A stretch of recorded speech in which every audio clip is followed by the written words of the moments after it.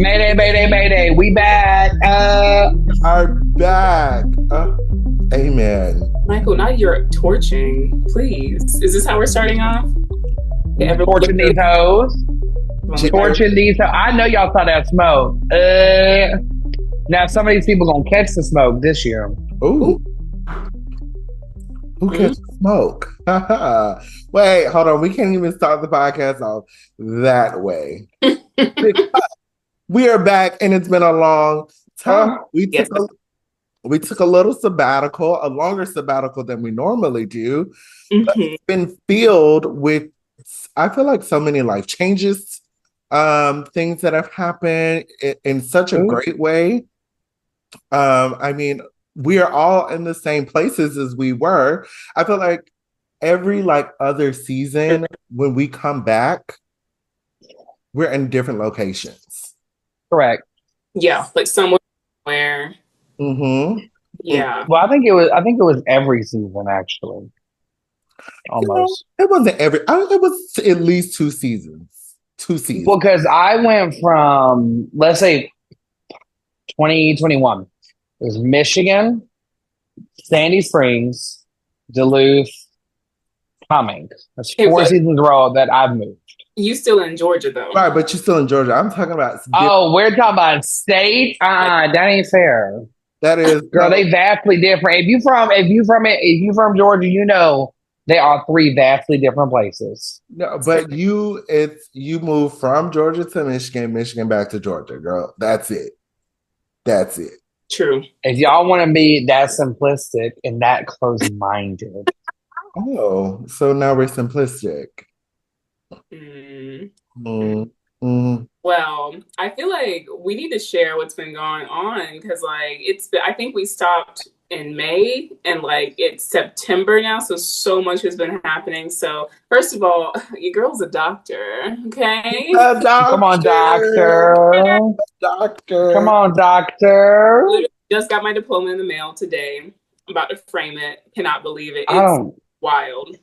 It's wild. Like, I mean, we started this podcast when we graduated from undergrad. Correct. So Undergraduate. to now, like, for all of us to have graduate degrees and like be doing our thing, it's amazing to see yourself grow up. Yeah. Like, I don't know, it's crazy. So that's my biggest thing that's happened since. Girl, I don't even know where either of my degrees are. Ooh, They still have been they tubes. not the tube, not the tubes. My God. Both of them. Mm. My God. My God.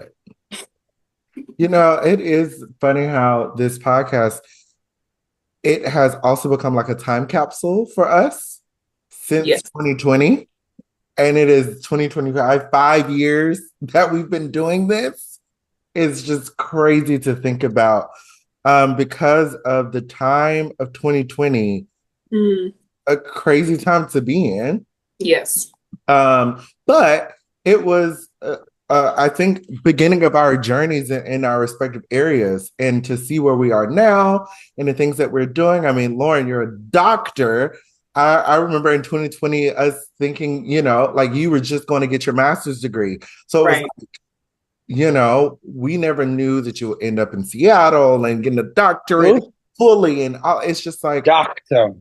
And when I rarely do go back and watch episodes because I'm like, once I say something is done, it's right.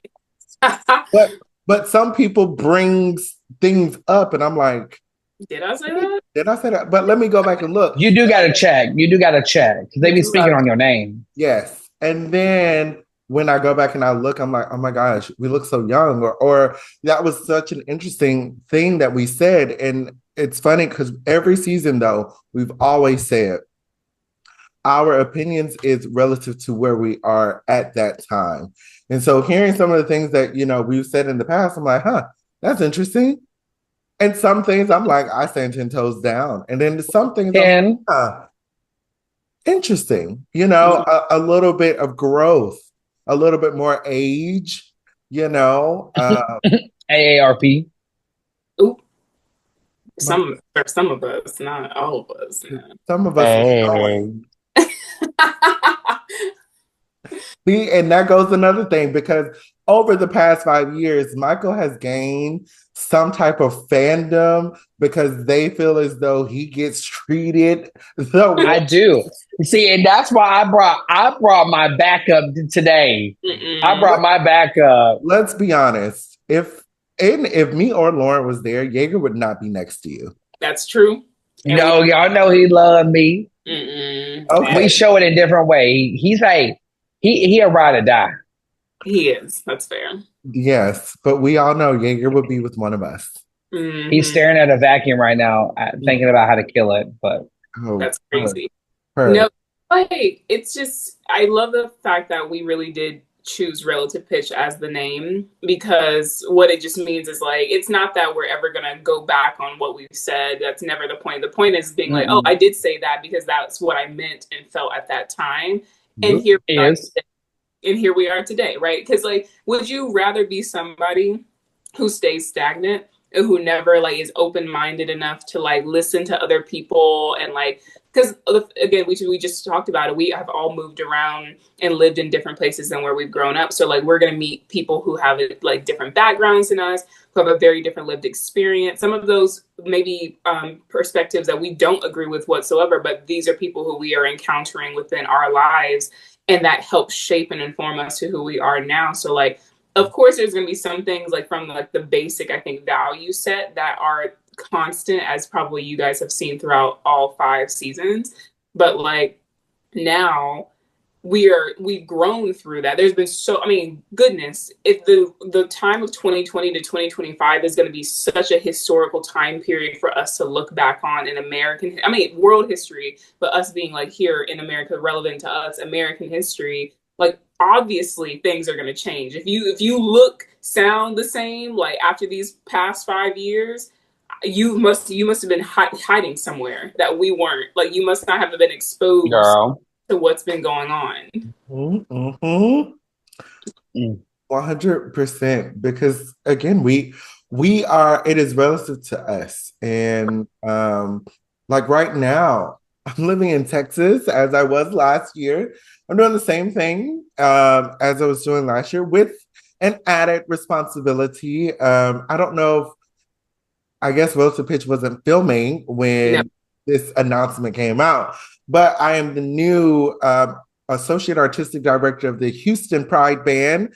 yeah, Uh, and it's been amazing. We have, started Weird. rehearsals, and our concert is coming up in like 2 weeks. So, getting that outlet as well and working with a nonprofit and something that is, music and the community of which I am a part of, putting those two together is just a beautiful thing to be a part of. And it's really been a rewarding experience. And OMG, being back and doing that type of music, a conductor yeah, of things like Come on, conductress. it's just been fun. It's been fun, and always check out your pride bands in your local areas. Go support them. Support any of the bands and orchestras and choirs. There's all types of things, and if you are identify as part of the LGBTQ community or an ally, there's always a space for you in those ensembles. So, check out in your local area. There's some really great ones around. And even one of our past guests has been, I think, trumpets in the International Pride Orchestra. Uh, mm, so Yes. it's that area of music, I feel like needs to be out and proud even more. absolutely. Amen. What And about you, Michael? yeah, Michael's just been booked and busy, girl. Yeah. I am sitting on this couch. Lies, lie. See, my but Baby, lie. I am sitting on this couch. That's what I'm doing. I am living for the Lord. Amen. Mm, We're just gonna continue to lie. right. Oh, first of all, now that was problematic. I am doing well. I started my third season with the Chattanooga Symphony and Opera. We had our first concert Thursday, opening night. Let's see what else. Oh, I'm no longer limited term. I'm full-time lecturer at the Love. University of North Georgia. So Mm-hmm. Let me say, that's cute. quit letting anybody teach y'all's children these days. I hate you. How dare you? Woo! Oh, the claws are out. Yeah. Apparently, got round. And I'm not going to speak too much, but there is an exciting project on the way that involves all of my friends. Now Anthony being like, what is that? I don't I don't know what we're talking about. I Well, think girl, wait, is it? Wait, I, I can't do it. IFYNKY. If you If know, you know, you know. girl, shut up. You just shut see, up. this is what I mean. Girl, okay, y'all. For real though, I just learned what TLDR means. Too long didn't read. Girl, I put that in every email now. I don't. I just reply all TLDR. Mm. Best MSB. It's so funny. We've talked about this before, but it's so true. Like being like in a position where you have friends who are teachers and professors and like professionals, and being like, I know what you were like in undergrad. I don't know. It's just I can't. It's I have no idea what y'all talking about. None. love None whatsoever. I None. really could do some exposing right now. I feel like we were Baby. many of Michael's shenanigans in undergrad, like And we haven't exposed any of y'all, okay? Expose me, because Ooh. let me just say this, okay? Let me just say this. I got one word. What is it? Syringes. Mm. Okay, and I had a great time in undergrad. Syringes I bet you did. I bet you did. and did. As I have said countless season after season, that when you in undergrad, you need to experience undergrad fully. Yes, you do. And best believe And if you, I experienced my undergrad fully to where I'm not a late 20, early 30 person redoing undergrad. and what is that like, Anthony? Oh, what is it like? That's you see Yeah. right here. See, I be on this couch watching my No, Netflix that's called AARP with my wrapped up like a little housewife. hmm. Sip. Well, sign me up for housewife. Right. Girl, you gonna clean them baseboards? I won't clean up baseboards, but I will call somebody to come and clean them. And like that. But and as we like are journeying into this new era of what we are as well as to pitch, we had to take a sabbatical. We had to just take time for ourselves. Of course, we didn't forget our lovely people who we are doing this for. We've heard your messages. And we are back. And we're going to continue doing what this podcast has become, which is a space for people that often get looked over and voices are not heard.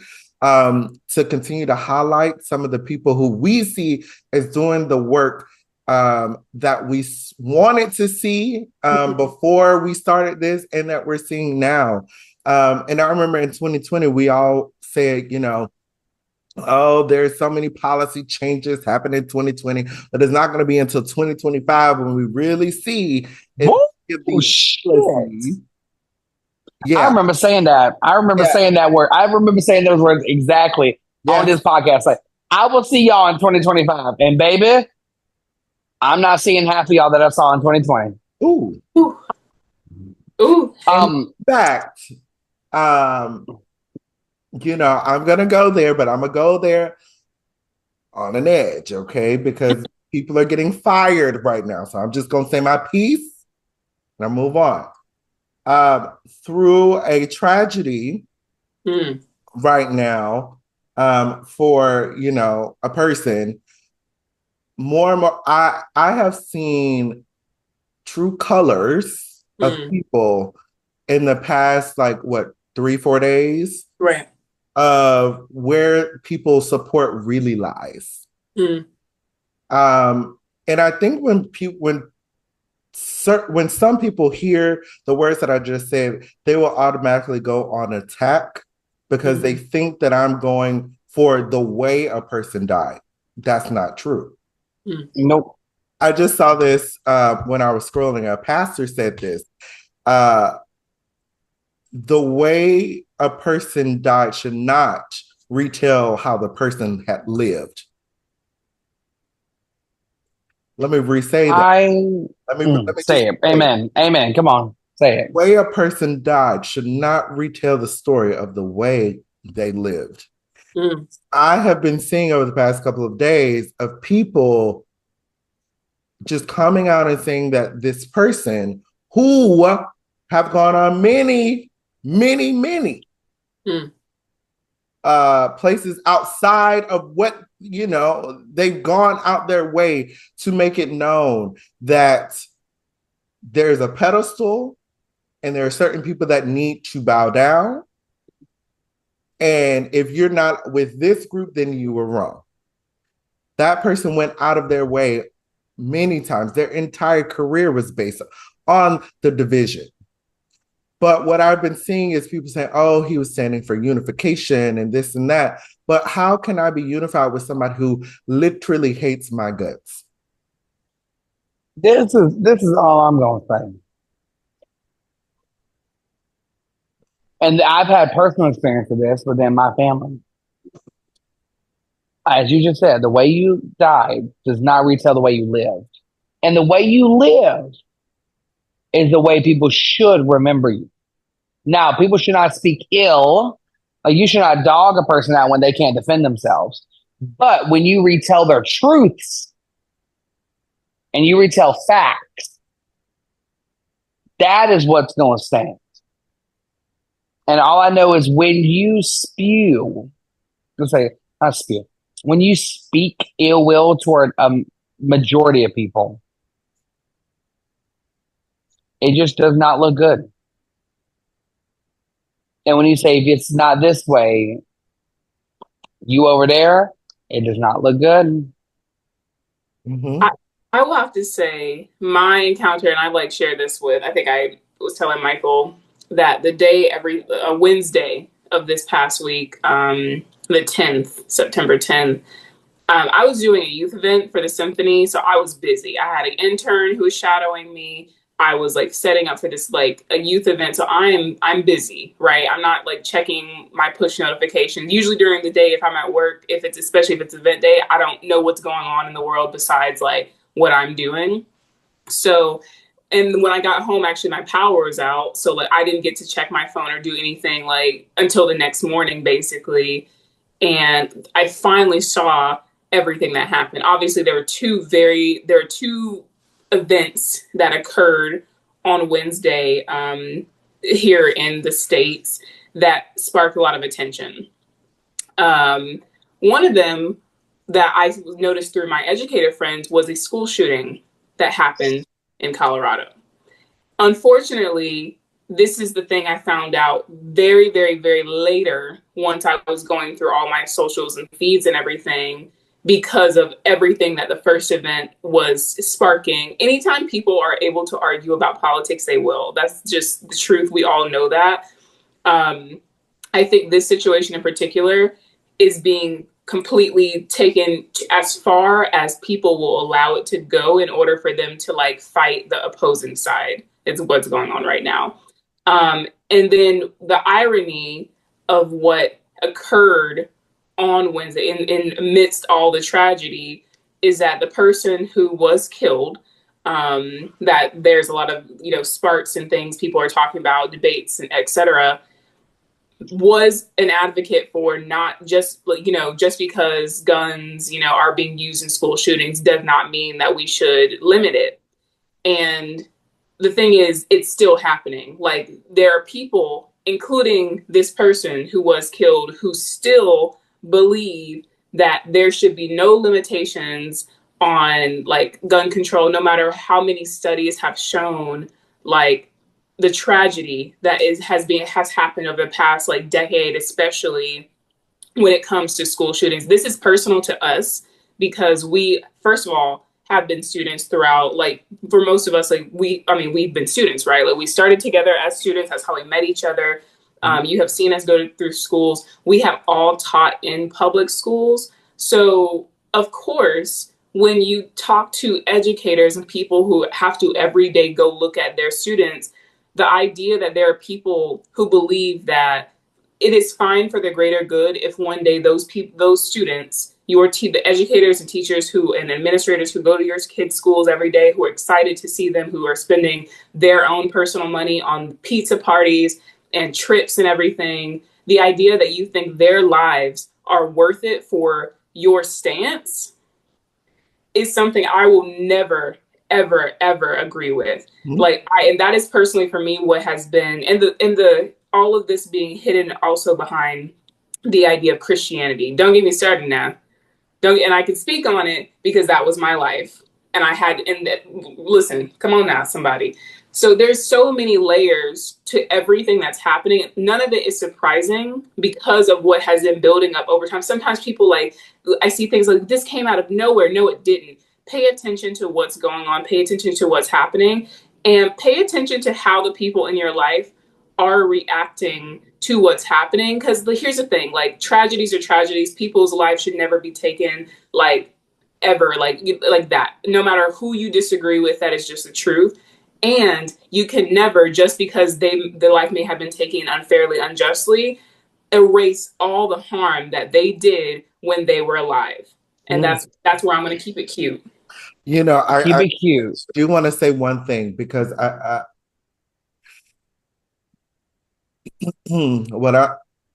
what I'm going to say, I stand with this. It's interesting to me how we can choose when to be empathetic and be human, which I agree with. The way, the recent tragedies happened, don't agree with, didn't agree with anybody, but that is my issue. When it was someone else, like I saw somebody comment was like, oh, nobody wants to be empathetic now, but they wanted us to be empathetic before. So when another something happened and it's a different person, a different skin color, we're not going to be empathetic. My question and my rebuttal to that, when were you empathetic in the first place? Because there are people like Sandra Bland.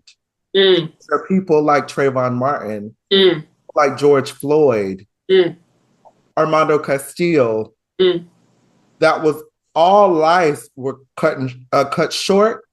And some were killed in front of their family.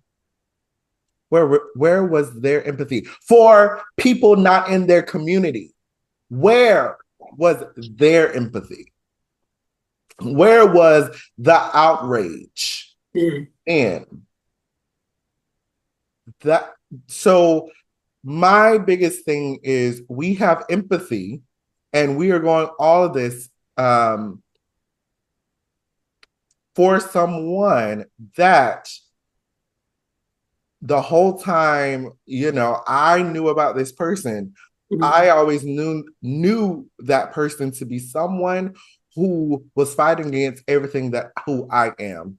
Right. All of the intersectionalities of me. So, but to see all this empathy of saying he was, this person that stood for the progression of today's society. I don't know if I can agree with that. Also, hearing some people's stories of, his words that ended up being taken for other people to be fired from their jobs at higher education facilities because they were too woke.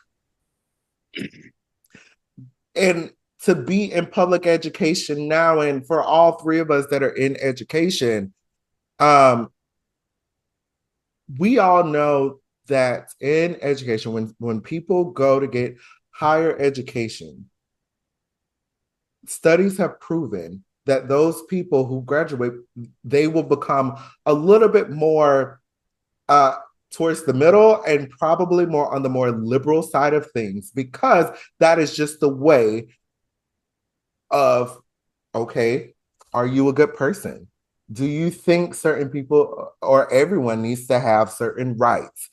All of that. After education comes that kind of light bulb of, wow, maybe all the biases that I grew up with, I need to check those. That's what education is for. And we all know that there's a certain side of politics that don't want that. They don't want, the light bulb on to start to question things.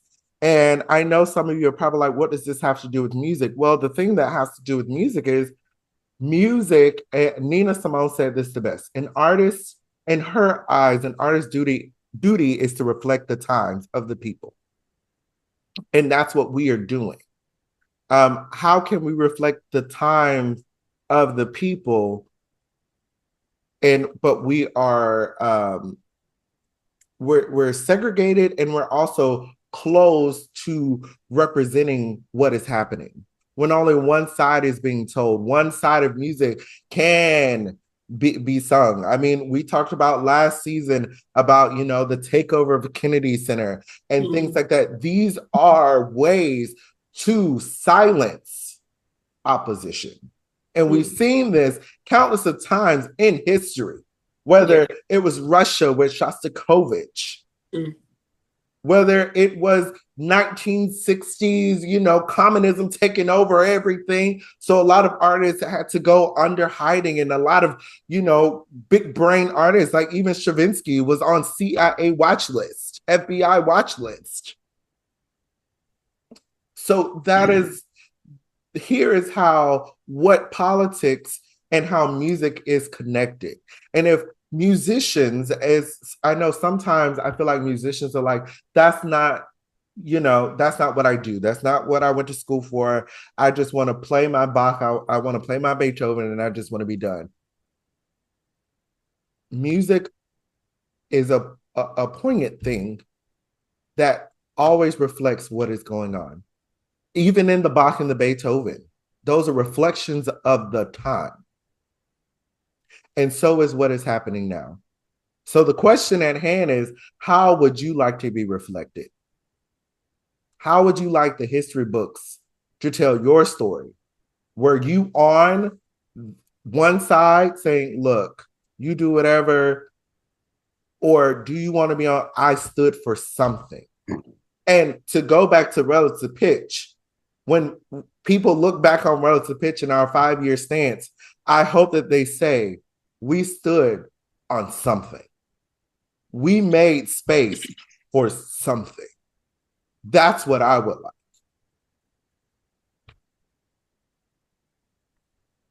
To piggyback off of Anthony, I vividly remember the first day I ever, as the kids say, crashed out. And it was because the school I was teaching at went on lockdown. And I was in this room as just an adjunct staff. Let me just put that out there. I was not a full-time teacher.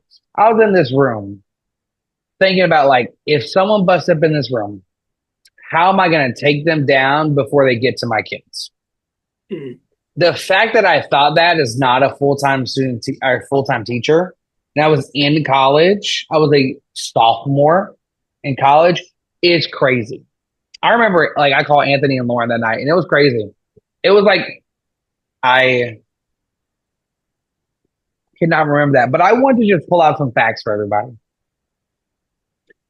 Does anybody remember, this is for y'all too, what happened in 1999? Columbine. Yes. What about 2012? Sandy Hook?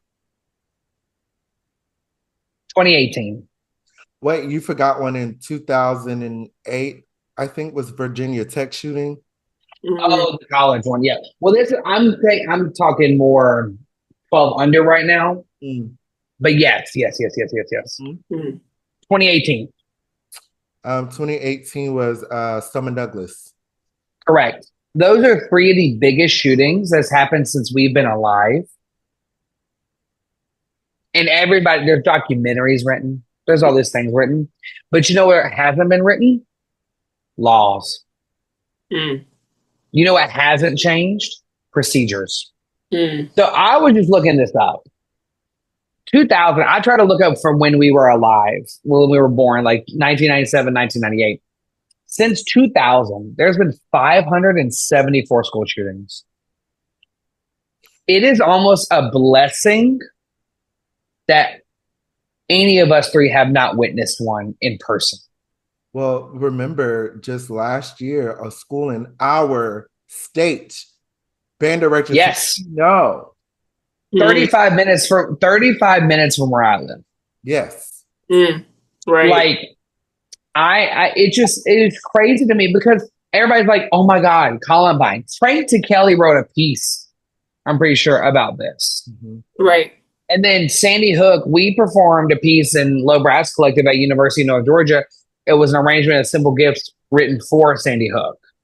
And then Stoneman Douglas had their documentary come out this year. Well, Stoneman Douglas performed at Midwest the following and year. that was so like everybody bawling. Yes.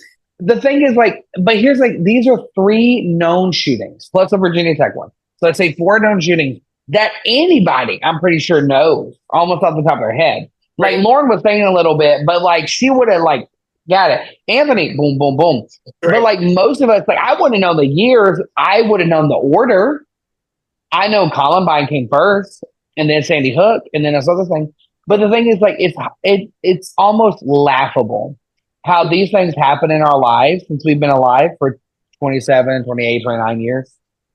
And nothing has yet to change. Yes. It's like we're okay with the future of our country dying. Yeah. I for me, of those, the Virginia Tech one will always stick in my head. That's the one I think I remember the most. Which is very interesting because it was 2000. Michael, can you check me?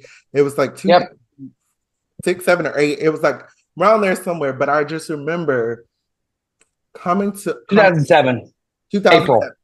April 2007. And I remember this. I think I said this on this podcast before. I came home on CNN and I remember a student saying, the only reason I survived is because I played like I was dead. And I just fell to the floor as if I was a dying body. My body is laying next to my dead classmate. That's the only reason I survived. And like at 2007, I was 10. And that is something that is stuck in my head. For what? Oh my gosh. Oh Jesus. What now 17 years later? Am I doing my math right? You said wasn't it 8? Wouldn't it be 18?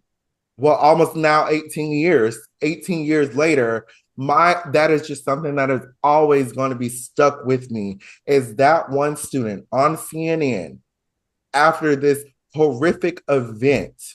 The first thing, and also like, you know, when tragedy happened, the news people are like right in your face, asking you to retell the story. But this college student is just saying, the only reason I'm here is because I played as if I was dead. I saw the shooter with my eyes. And even now, I think if I was ever in that situation, that's the first thing I'm going to do. Because in my head, at 10 years old, I said, he lived, and that's what I would like to do. So I'm always like, oh, Jesus. But now I'm in the teacher role. Right.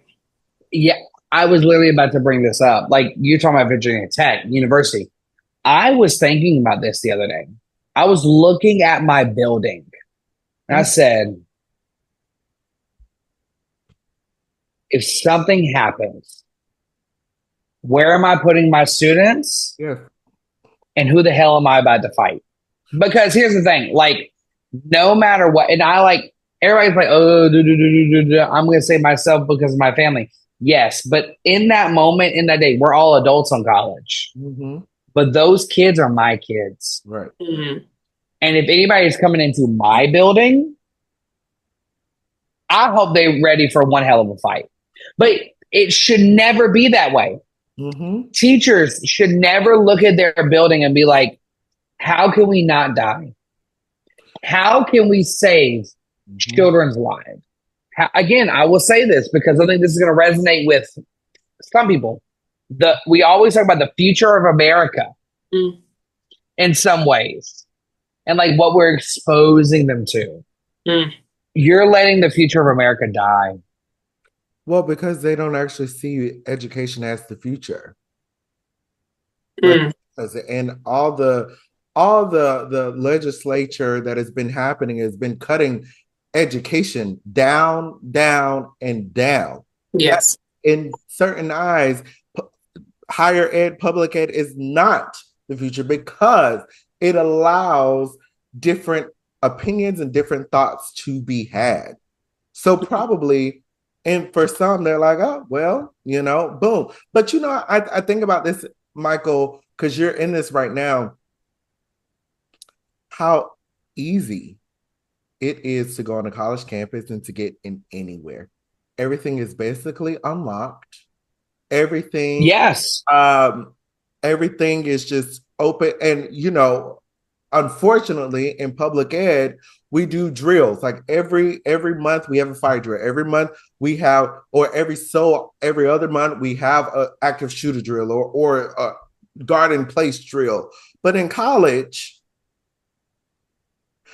and I will never forget because when I was getting my master's degree, there was a shooting that happened. I want to say at the University of North Carolina, and it was a shooting there, and I had a class, and it was my women in music class with Dr. Rumia Apucha, whom I love.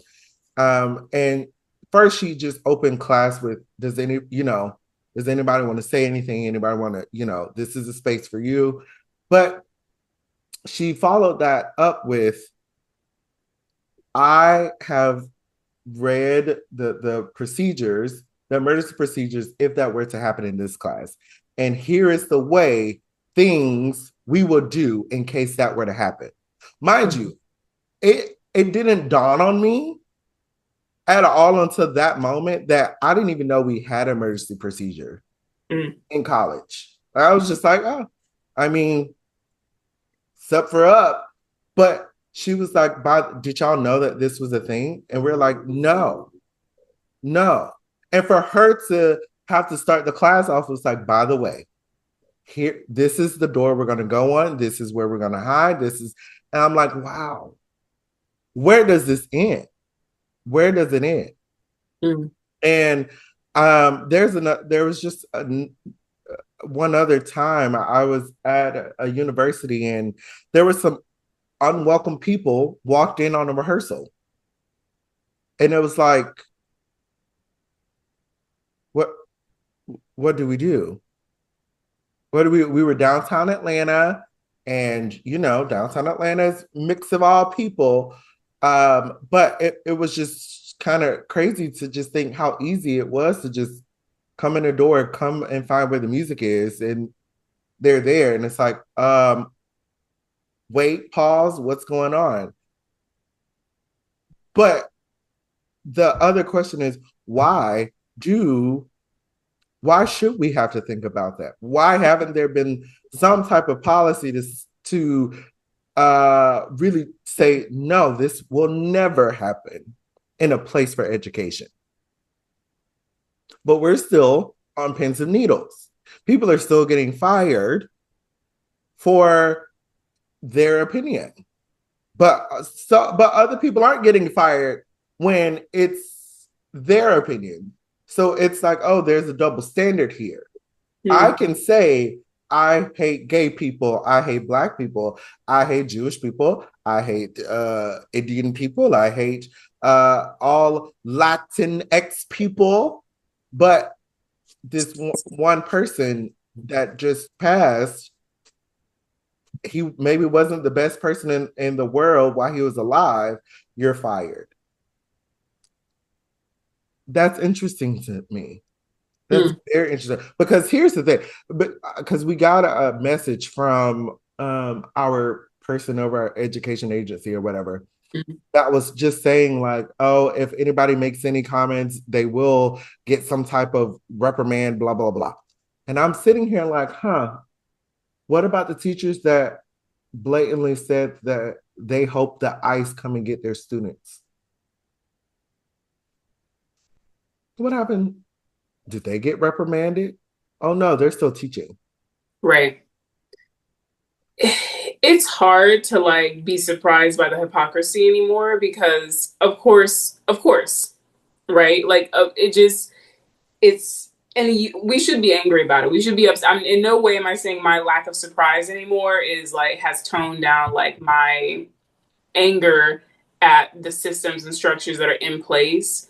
Because the thing about every single time these school shootings have happened, tragedies have happened, there's a group of people who try to say this is like a like isolated event or like this is just like a random thing that happened. But it's like these tragedies are continuing to happen because we're not doing anything and making any actual policy changes in order for it to be prevented. Because apparently, the people who are in power at this moment don't see the loss of these lives, these children's educators, staff who are on these campuses, and administrators see their loss of life worth any type of change. Yeah.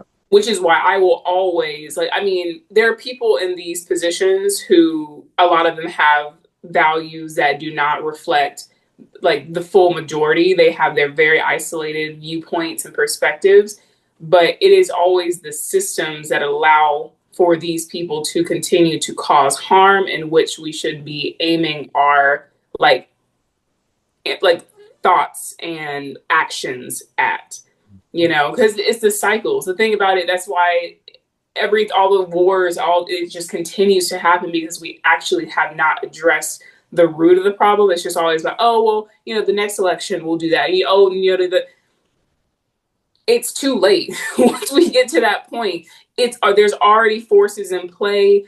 It just, I don't know. I hope that with everything that's going on right now, people are starting to realize, or I hope maybe you just take a second to reflect on what you can do locally for what's going on, and also how that can be taken up to the next level. Because like I get people wanting to go online and do all that. I'm like, why don't you take that tweet you're about to send out and maybe send it to your local like council member or like your local government. Send it to somebody who you can actually like start possibly having some effects of change on. Like I understand social media connects us and we want to share our opinions, but if you are so sick and tired of seeing these tragedies happen, let's like actually get together and do something about it. I know it's so hard and discouraging, and like it happens to me too, where I'm just kind of like, I am just one person, but we're not, right? Like we're so many people are sick of this loss and want this to stop, and we can't like just get down and get discouraged on ourselves. We have to keep trying. Like that's the only, because they're going to keep going. We know that. We like the people who are okay with what the current situation is are going to continue being okay with it. So we have to be the people who do something. We have to push. And like, unfortunately, the history of like most countries, but especially America, there always has to be something that flips, like some big event, some push, something that allows for people to go, this is my tipping point, Yep. right? And so we just have to like, how much of it are we willing to continue to see the headlines of like which school is it now, which state is it now, is it someone I know, like how many students were locked? When are we going to get tired of seeing that? And I'm not saying I have all the answers, but I'm saying like I am sick of seeing it.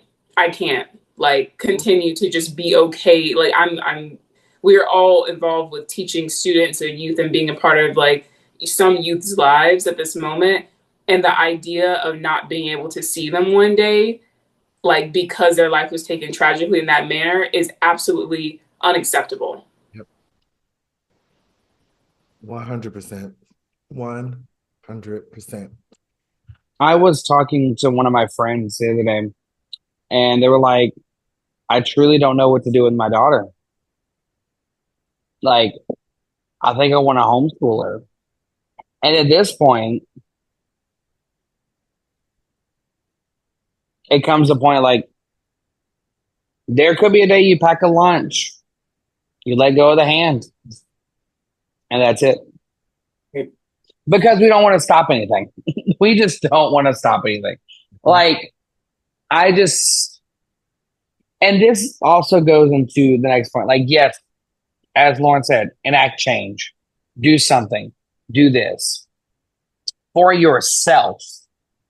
If there's people in your life that is causing you strife, that is not where you want to go with your life, enact change. Don't keep giving them chances because what they're going to keep doing is letting you down. Right. And the more they let you down, the more it wears on your soul. And it's just like you have to come to a point where how you want to be and how you want to live, and then what you believe in has to be at the forefront, and everything else comes behind. And you surround yourself with the village that you want to create. The village you're currently in might not be the best for you, but it will teach you the lessons you need for life. And those lessons are surround yourself with the people that you need to be with. And surround yourself with people who actually care and love you, like as a human, not just based off of your like the fact that you agree with them on everything, because you don't have to agree with your friends and people who love you about everything in life. You're not going to. Spoiler alert, like you're always going to have a difference of opinions, but community, real community, is people who know who you are, who know your heart, who like can speak to memories of you, like, and just like, oh, I vividly remember this time we did this and blah blah blah, or like somehow, well, some way they showed up for me when I needed them, or me being able to be that for them. I feel like there's such a lack of that in so many spaces anymore, and like COVID definitely did not help with it. And then like a lot of students not being able to socialize at really like vital times in their lives has kind of made this gap. And then social media spiking in the way that it did also is like people want to just be connected to their phones, and like there's a lot we're fighting against here, but it is still possible for you to go be with people who love you and to like spend time with them. And you can also doom scroll. Like there's a balance to it all, but you just please prioritize. What you say? We love doom scrolling, yes. Yes. But that just being out with a group of friends and like a moment where you like realize you haven't looked at your phone in over 3 hours, or like you don't even know where your phone is such a great feeling. Maybe not like I lost my phone moment, but the being like, oh my gosh, I haven't even needed to check my phone in like 3 hours. Just if I could say one thing, I wish everyone in the world like would allow themselves to be loved and to love other people like in a true way. I feel like there would be so much less hate and sadness and lack of empathy in the world if we just were more in community with ourselves and others. So, you know, and with community, always come with some laughter as well. yeah. And so you gotta take time to laugh, and that's why we have our little cocktails. As you see, I'm out. Oh, Cocktails and chats. And that's what not cocktails and chats. cocktails and chats. But it's for our well-being as well. And I hope that in this episode you got you a cocktail and you sit down and you chat with us and you let us know what your thoughts are as well. Because that's the only way we can move together as a society is if we actually sit down and talk. So I hope Correct. you heard some things from us. And we are so happy to be back. And of course, we're not stopping. And we have a really good season planned. Thank you so much for allowing us to have our little sabbatical. It was On sabbatical. right, our little rest, but we're back. And let your friends know we're back. We're listening, and we're every Wednesday. We back with you. So until next time, we hope you have a great week. Bye, everybody. Kisses.